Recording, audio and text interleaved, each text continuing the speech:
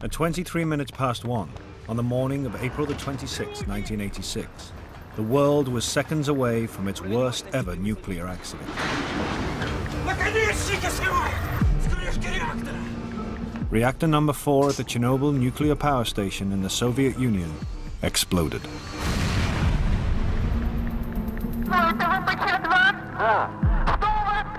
Five minutes later, a phone call, recorded at the time, was the first alert of a tragedy in the making.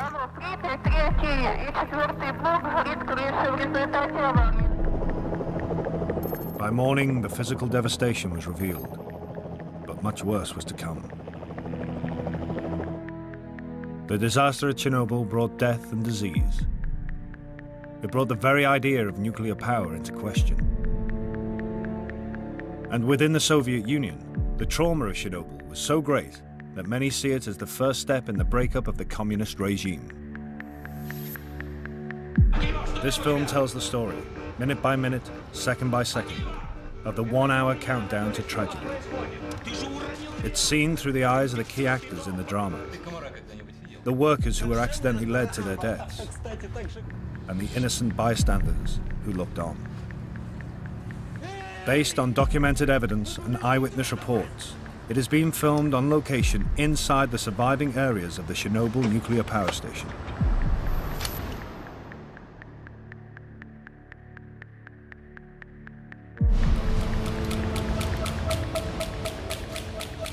The control room at Chernobyl's reactor number 4. It is here that all the key decisions in the coming hour will be taken. The future of the reactor and the world beyond is in the hands of 3 men. At only 26, Leonid Toptunov is senior control engineer. His job is to control the enormous power in the reactor. 17. Alexander Akimov is the shift foreman, the captain of the ship. Ну что, все выспались? Поужинали нормально? But tonight he is outranked. Начнем, пожалуй. Deputy Chief Engineer Anatoly Dyatlov is in charge. Потом. Dyatlov is one of the Soviet Union's top nuclear engineers. He's also a hard man, operating in a harsh system.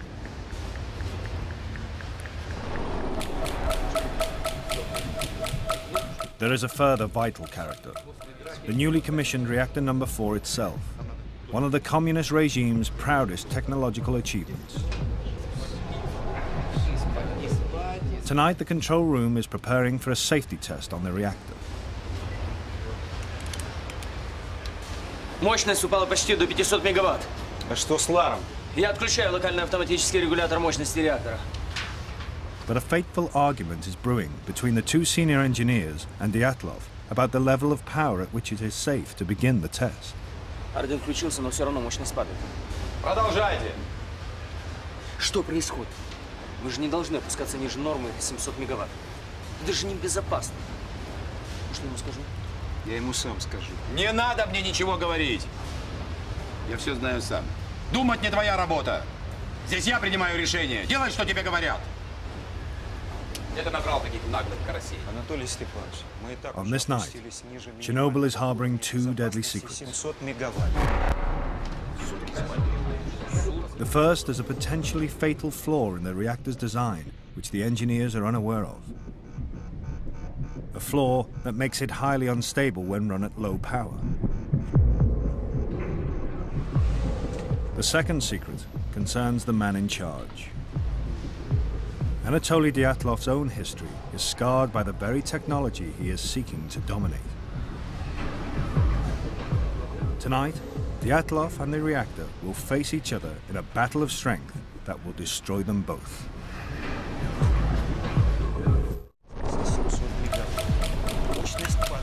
"31 minutes past midnight. The argument over the power level at which the safety test on Chernobyl's reactor number 4 can begin grows ever more serious. Анатолий Степанович, мы и так уже опустились ниже уровня безопасности в 700 мегаватт. Мощность падает очень быстро. Единственное, что здесь нестабильно, так это работа твоих некомпетентных людей. The test has been demanded by Russia's atomic energy authorities and stems from the Cold War fear of being attacked that still grips the Soviet Union. A few years before, the Israeli Air Force bombed an Iraqi nuclear reactor built by the Russians. Since then, Soviet scientists have demanded tests on their reactors to see what would happen if they came under enemy attack and their power supply was knocked out. But Deputy Chief Engineer Anatoly Dyatlov is deliberately ignoring top-level advice on how the test should be done. The guidelines state that the reactor's power should be between 700 and 1,000 megawatts when the test begins. Dyatlov wants to do the test at only 200 megawatts to preserve the cooling water that stops the reactor overheating. He believes there is little risk. Unfortunately, that night, there was not a single man in the control room that he saw as his equal. There really wasn't anyone there who was as strong a character or as professionally qualified, whose opinion he would respect. Реакторы не ошибаются, ошибаются люди. Давайте за работу. Dyatlov is not in fact an unreasonable man. Rather, he is a creature of the communist system that has raised and promoted him. He was born a fisherman's son in Siberia and ran away from home at the age of 14. He's overcome these unpromising beginnings to rise through the ranks as an engineer.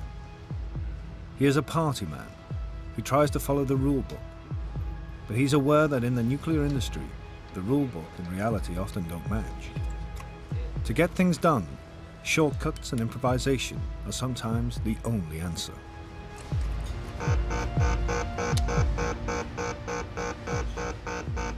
Winding the power down has led to it dropping too fast. Что там у тебя?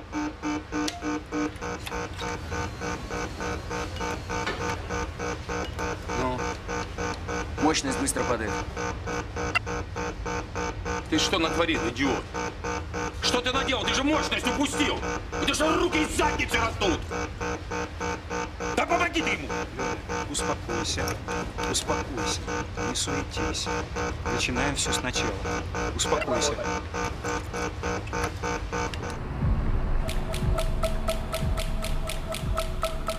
One mile away from Chernobyl is the dormitory town of Pripyat. Everyone who lives here works at the power station. Though they don't know it, all these people's destinies will be dictated by the events unfolding in control room number 4. Among them, soundly asleep, is Nikolai Fomin, the chief engineer of Chernobyl, who left the order for the safety test to be carried out.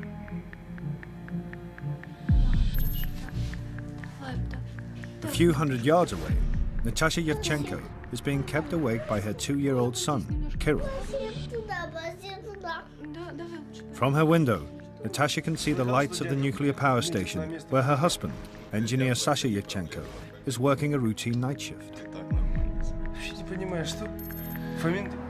As he passes through the kilometer-long turbine hall, Sasha's thinking not of work, but of the upcoming May Day holidays.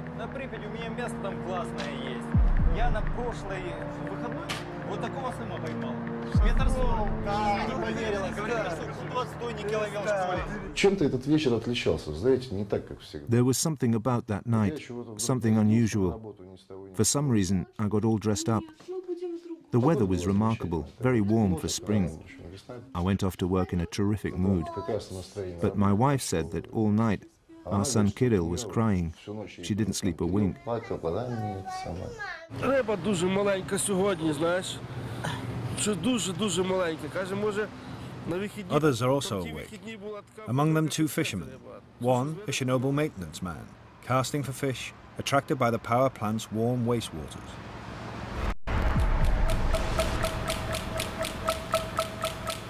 "24 minutes to 1.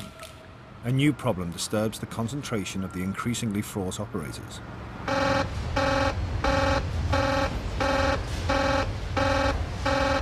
Да выключен этот вой! Уровень воды в барабан-сепараторах опасно низкий. Давай соберись, это твоя работа.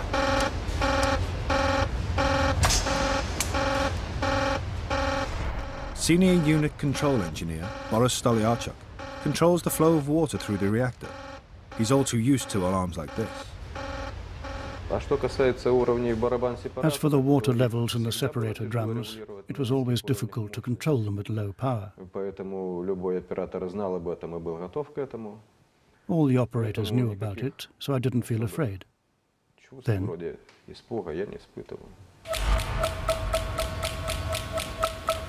22 minutes to 1. The reactor has ground to a complete halt. Dyatlov makes a fateful decision. Ты же уронил реактор! Имбецил ты долбаный! Ну давай, поднимай мощность! Выводи регулирующие стержни! Бегом! to raise power after 12:30, the shift actually had to pull all the control rods out of the reactor. This was like cocking a gun.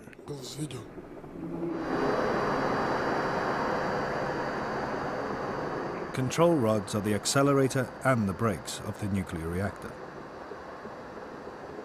Below the 50-foot reactor lid are 1,661 uranium-filled fuel rods, which descend into the reactor's core. The splitting of the uranium atoms releases enormous heat from the fuel rods, which turns water into steam. The steam drives the giant turbine, which generates electricity. To control this power, 211 boron control rods are spread throughout the reactor's core. If they're raised, power accelerates. If they're taken out altogether, the engineers lose their ability to apply the brakes. Yet that is exactly what Dyatlov tells his men to do. Извините, Анатолий Степанович, но разве мы не должны остановить реактор? И так положено по инструкции. Это верно, Анатолий Степанович. Это абсолютно верно. Если мы извлечем регулирующие стержни, управлять реактором нам после этого становится почти невозможно. Как же испытания не проводить из-за таких кретинов, как вы? Испытание будет проведено сегодня. А тебе я скажу. Если ты не хочешь или не можешь выполнять приказания, я могу избавить тебя от этой необходимости. Ты меня понял? Да.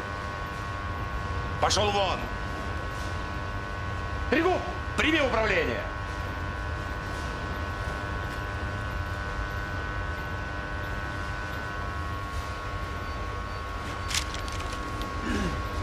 Начал.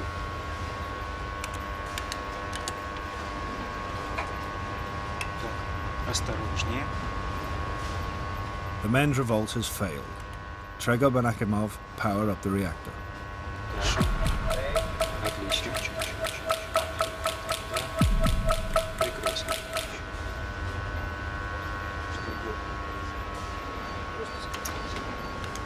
Within 5 minutes, they've got power rising again. Dyatlov has what he wants. Не удалось поднять мощность реактора до 160 мегаватт. Ладно, передай управление капитану. Вперед. Ты не уходи, постой с ним рядом. The control room staff have every reason to fall in line. To be a nuclear engineer is a prestigious and well-paid job. They and their families live in the company town of Pripyat. The shops are well stocked. There's a new school and amusement park. Nobody wanted to lose the job because losing the job would mean losing the flat in Pripyat and going elsewhere to probably some ghastly outpost in Siberia. The fear of getting sacked was a reason why they didn't speak out more effectively when they realized that they were doing something that could be very dangerous. 8 minutes to 1. Another alarm. Уровень воды в барабан-сепараторе опасно низкий. Разберись, там не маленький.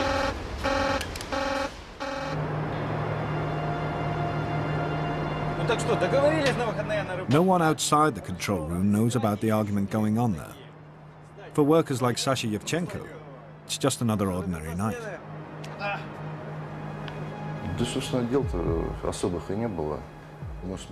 There were no specific assignments for the shift.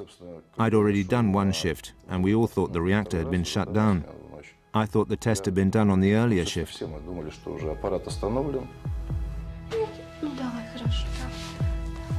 Outside the plant, the night is still.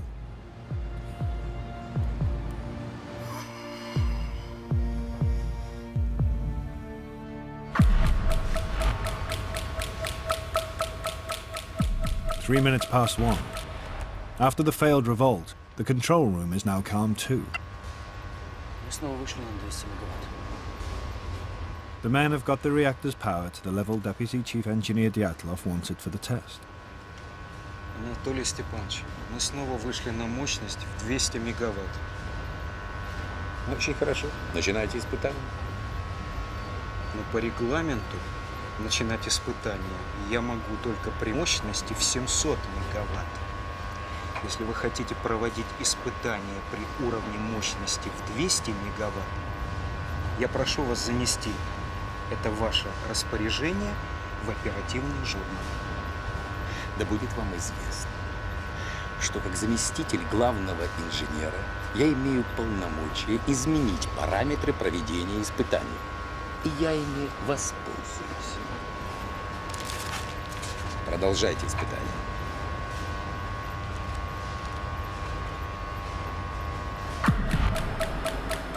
In the pump room, mechanic Valery Kademchuk is visited by his friend, foreman Valery Perovichenko. Kademchuk has less than 20 minutes to live. А я специально пораньше из Киева вернулся. Ну что, продал машину справа? Ну, по крайней мере, с покупателем договорился. Хорошо, поздравляю. Как говорится, прощаю, Москвич 2140, здравствуйте, Жигули. Отлично. Я думаю, что, может быть, еще останется и на джинсы. Да ладно. Ну ладно, будем видеться, пока. Давай, до встречи.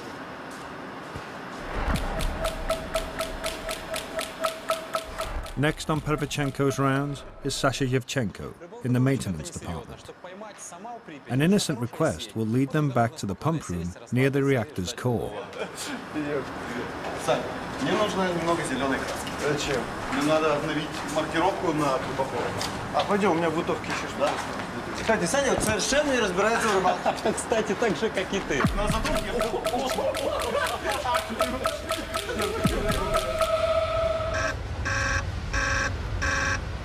The water shortage continues to set off alarms, but still none of these engineers believes a serious accident is possible. For the top man, Nikolai Fomin, it's simply inconceivable. Fomin had done a correspondence course in nuclear engineering, but he wasn't an expert in the field at all. He had risen mainly because of his standing as the party secretary. Unlike Dyatlov, who was aware that there were dangers in these reactors, Fomin believed everything he'd read. And so when the issue of safety arose, he'd say, well, the chances of an accident are completely remote, about as remote as you being hit by a meteorite. Even the safety-conscious Alexander Akimov, who does understand the technology, has officially estimated the chances of an accident at Chernobyl as 1 in 10 million per year. But Akimov and his colleagues do not know the reactor as well as they think. They are the victims of years of cover-up and negligence.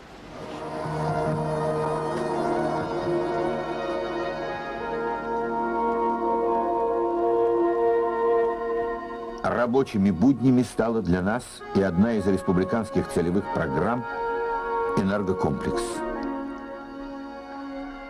From the 1960s, the expansion of nuclear power has been a key target of the communist regime. Nothing has been allowed to get in the way, not even the KGB.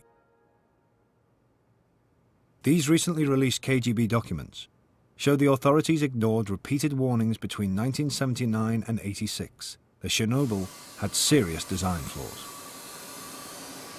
Chernobyl's director, Viktor Bukhanov, and his senior managers rushed to get reactor number 4 open early, so that they and their party bosses could win substantial bonuses.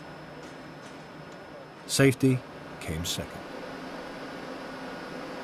Bukhanov, the director of the whole power station complex, was always at his wit's end to meet deadlines to build these reactors. For example, the roof of the reactors was meant to have been built with fireproof materials, but these fireproof materials didn't exist. The roof had to be put on, so he used combustible materials.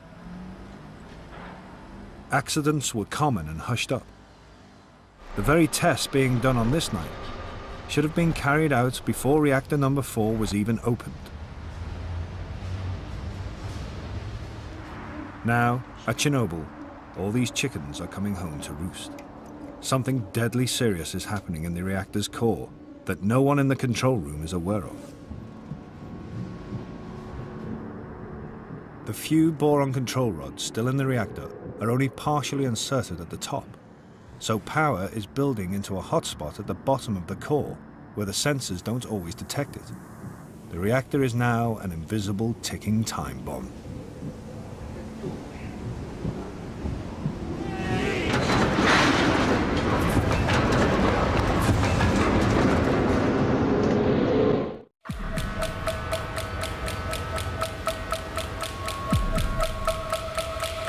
"12 minutes past 1. The growing pressure inside Chernobyl's reactor number 4 is matched by the pressure within the man controlling the night's events, Deputy Chief Engineer Anatoly Dyatlov.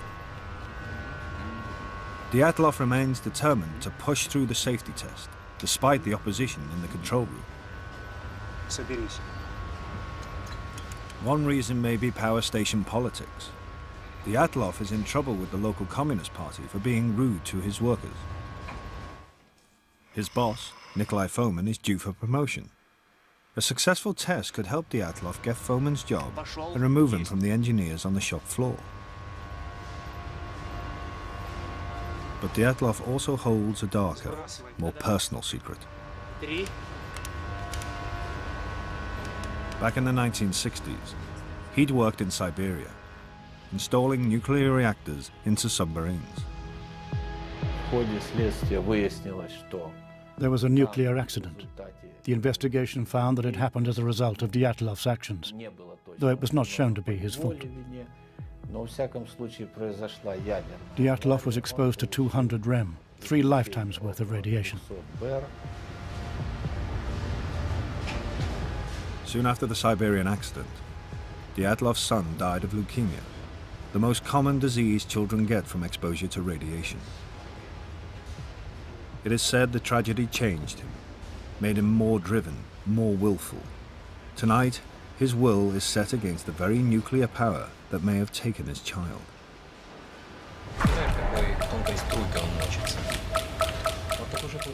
1:17 a.m. Less than 6 minutes to the start of the safety test. Dyatlov is confident. На 200 мегаваттах расход воды небольшой. Мы сможем повторить испытания, если что. До сих пор таких испытаний не проводили.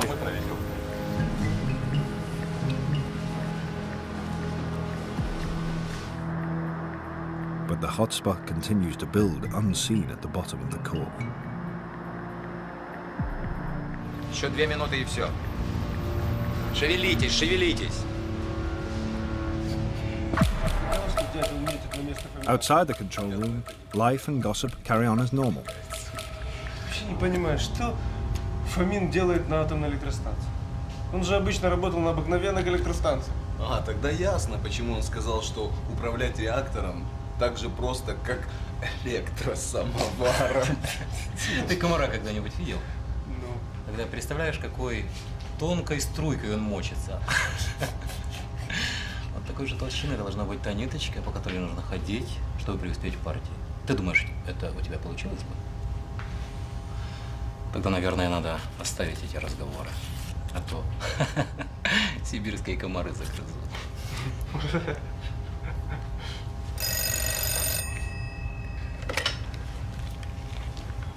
Да. Просит сигарету. Жена звонит. Да? Да, хорошо, сейчас буду. Держи. Вернусь, докурю. Дятла вызывай срочно. Смотри, чтоб дятел не закрыл. А он таки закрыл. Perevchenko's route to the control room will lead him past the reactor. Ну, ежели, наконец, все готовы, может, мы начнем испытание?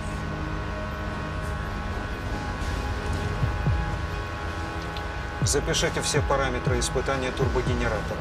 Мы начинаем.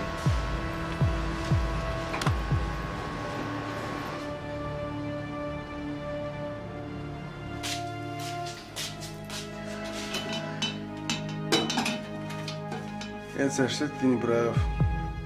И тишка это прекрасно. Смотри. Может, для тебя прекрасно, а для меня пока рано. Я пока об этом не думаю. Зря.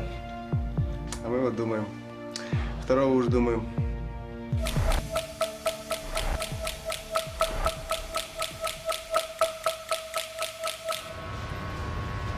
Включить 2 резервных насоса. Включить 2 резервных насоса. Резервные насосы включены. Хорошо. Ну что, Александр Федорович, начнем испытание.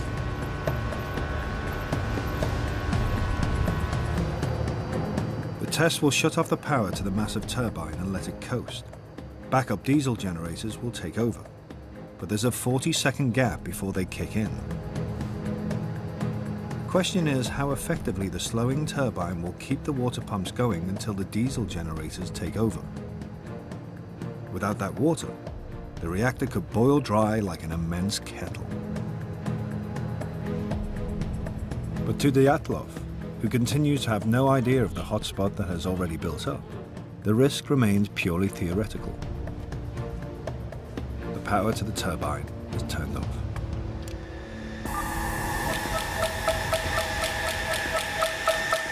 Over the next minute, a terrifying chain of parallel events will unfold.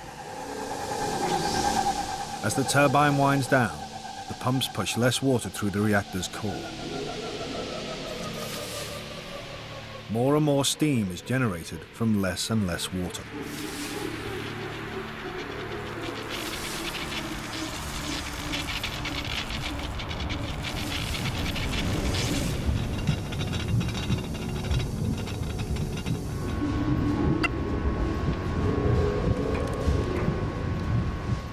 Steam pressure builds at the core's invisible hotspot with every passing second.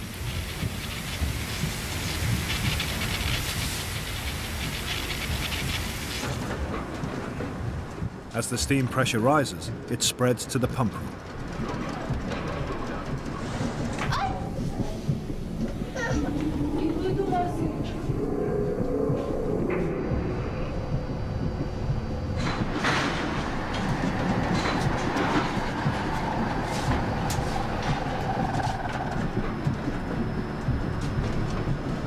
Perefchenko enters the huge reactor hall directly above the reactor's lid to see something never witnessed before.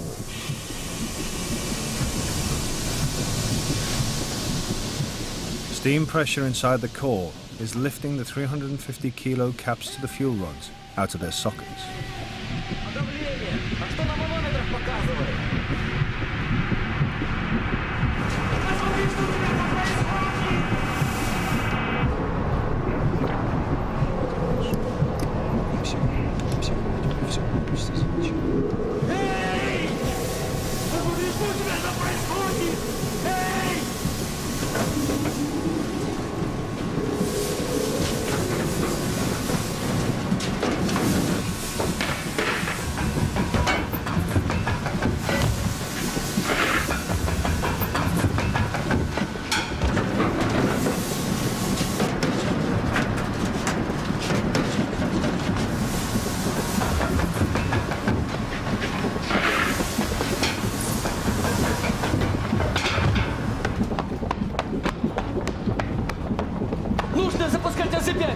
Произошел резкий скачок мощности.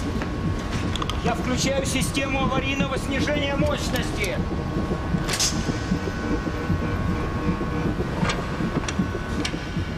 Pressing the emergency AZ5 button automatically lowers the boron control rods to reduce power, but it has an unforeseen and fatal effect.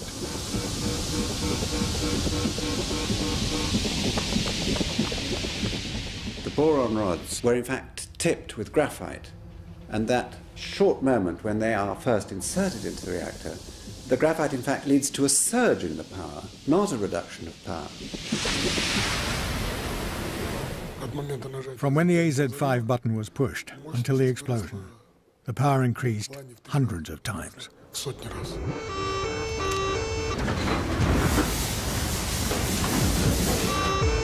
Акимов, что там у тебя? Акимов!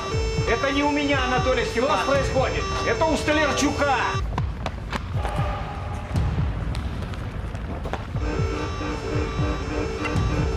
Реактивность удваивается каждую секунду. Это невозможно. Уровень мощности превысил 530 мегаватт. Наконечники срывает с крышки реактора! Ребята! Ребята! Люди! Котик дома. Котик. Чудесно.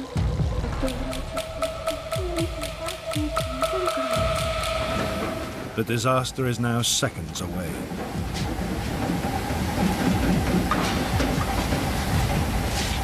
Steam pressure at the reactor's hotspot can't be contained. 50 control and fuel rod shafts are torn apart.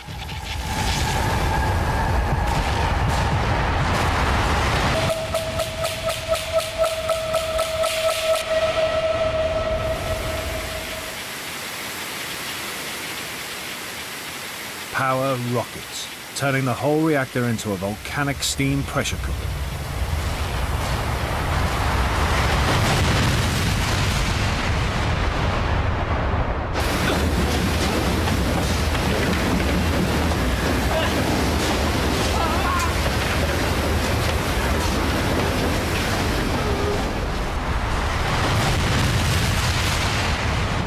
Що таке? Стріл? Вогонь. Вогонь такий. Вогонь якийсь.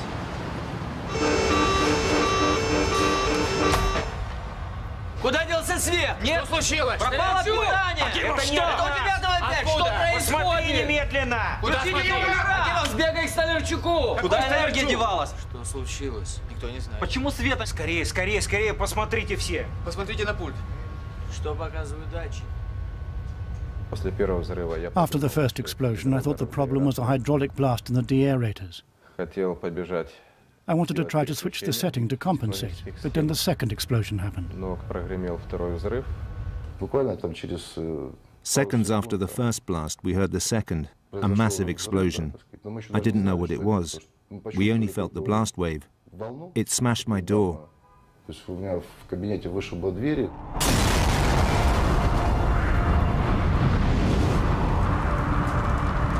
With the 500-ton safety cap blown off and air being sucked in below, the reactor becomes a giant blowtorch, blasting 50 tons of nuclear fuel into the atmosphere, 10 times Hiroshima. 700 tons of radioactive graphite are blown around the plant.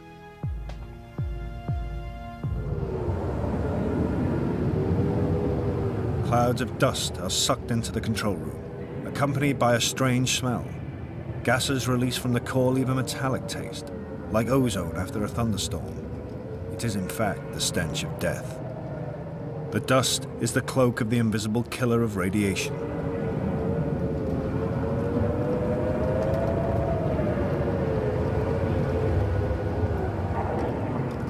The control room operators are far enough away from the reactor's core to survive the explosion, but some will wish they had not. Many will face days, weeks, even years of agony as radiation burns them to death from the inside.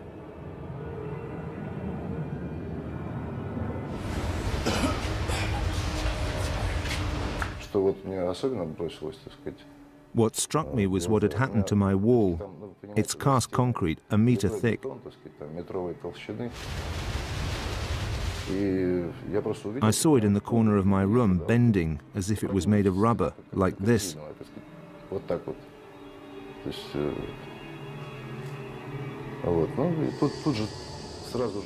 It got dark immediately. The lights went out. Steam wrapped around everything. Dust, steam, darkness, and a horrible hissing noise.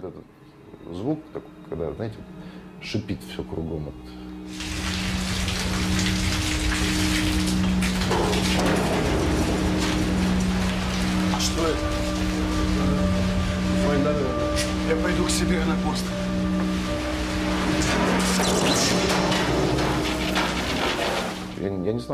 I thought it could be an earthquake or maybe war. The reactor was the last thing on my mind.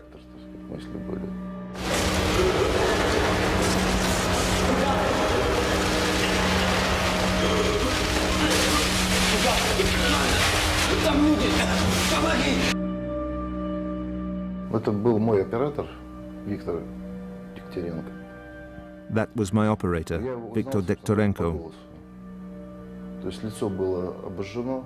I only recognized him by his voice. His face was burnt, all covered in blood. То есть одежда была уже не белая, а, можно сказать, черная.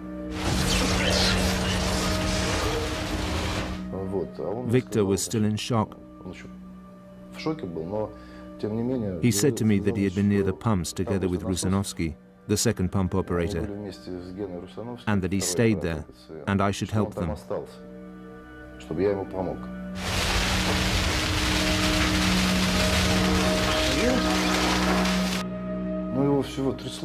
When I reached him, he was shivering. You know, when a man is in shock. He just indicated with his hands and said,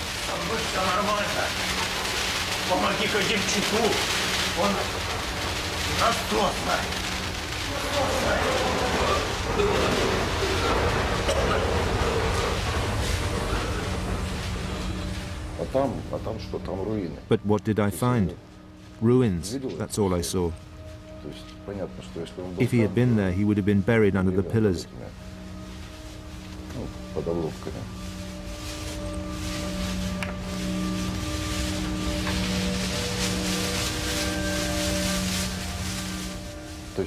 In place of the ceiling, there was only sky. A sky full of stars.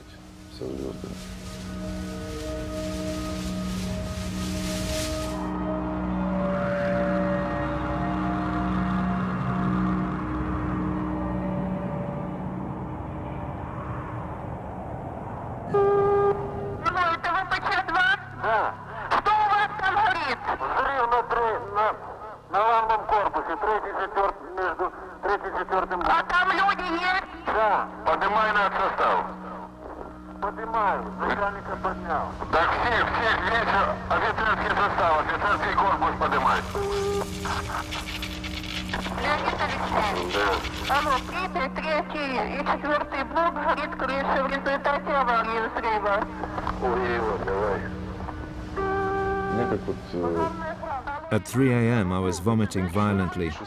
It was the first sign of radiation sickness. At 6 o'clock I couldn't even get to the first aid post by myself. They helped me there, put me in an ambulance, and took me to the medical station.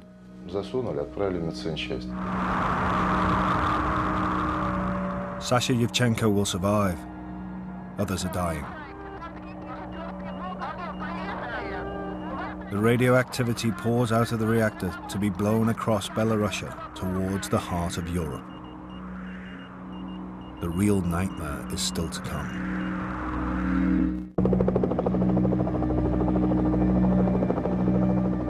By the morning of April the 26th, the KGB was filming the devastated scene of the worst nuclear accident in history.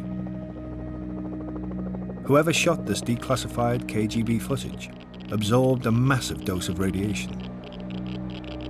The next day, the people of Pripyat were officially told the worst.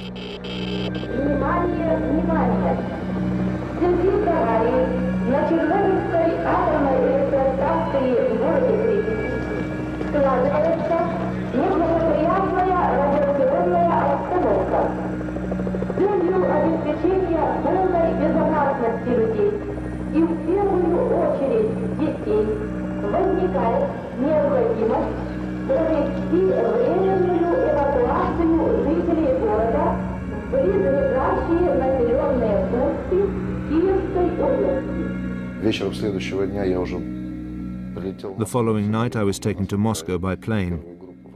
Only 5 people survived from those who were on board. Then my family was evacuated with the entire city.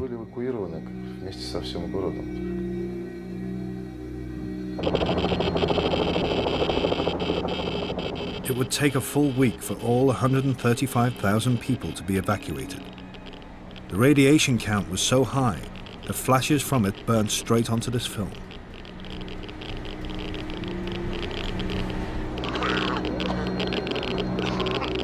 A 30-kilometer zone of exclusion was declared, a zone frozen in time like a modern Pompeii.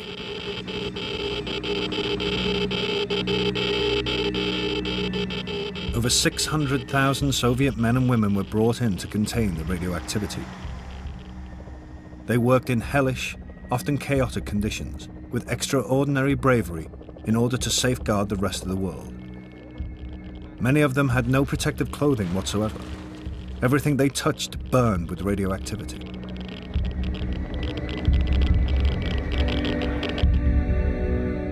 The poisonous cloud spread beyond borders, across much of the northern hemisphere.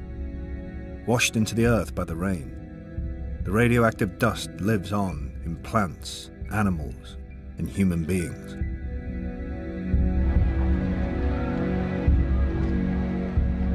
Within the Soviet Union, in the changing times of a new openness, the political effect was profound. Все вы знаете, недавно нас постигла беда. Авария на Чернобыльской атомной электростанции. I think in both a symbolic and a very real way, Chernobyl was the beginning of the end for the Soviet Union. I think in a symbolic way, the sort of meltdown, the explosion, was caused by all the inherent contradictions in the Soviet system, and therefore it's a very good paradigm, if you like, symbol of what was to happen. Chernobyl's death toll, though horrifying, has turned out to be smaller than many first feared. The scientific consensus is that it will cause some 10,000 cancers in Russia and 25,000 worldwide over a 70-year period.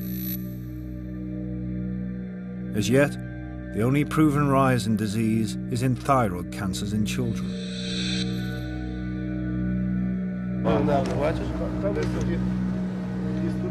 It is in individual human lives that the cost is most visible. The fishermen spent the night watching the firemen fight the radioactive blaze until they started to feel ill. Within hours, their skin went black, a nuclear tan that foreshadowed their deaths.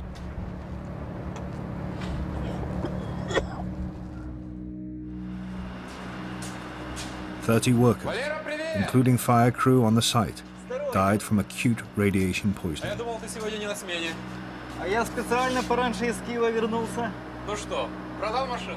Valery Kademchuk was vaporized in the explosion while at his post in the pump room. Valery Perevychenko died 6 weeks later of radiation burns, suffered trying to find his friend Kademchuk. Alexander Akimov died 15 days after the explosion from radiation poisoning. As long as he could speak, he said, "I did everything right. I don't understand why it happened." Leonid Toptunov died 3 days after Akimov. He too protested his innocence to the grave, saying he'd done everything he could.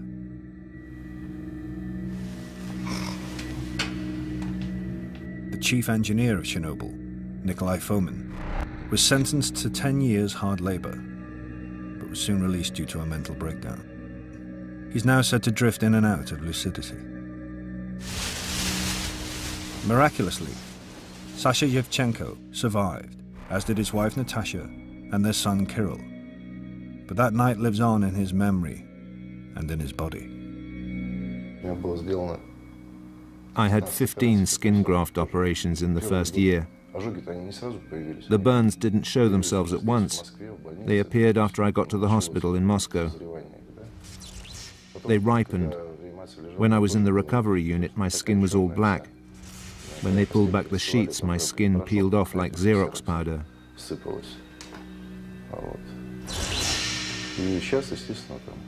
I have to be careful now.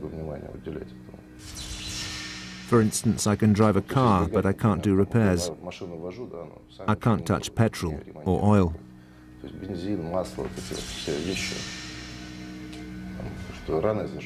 The wounds won't heal. The blood won't congeal properly. There are other things, but you get used to them. You just live with it. You have to.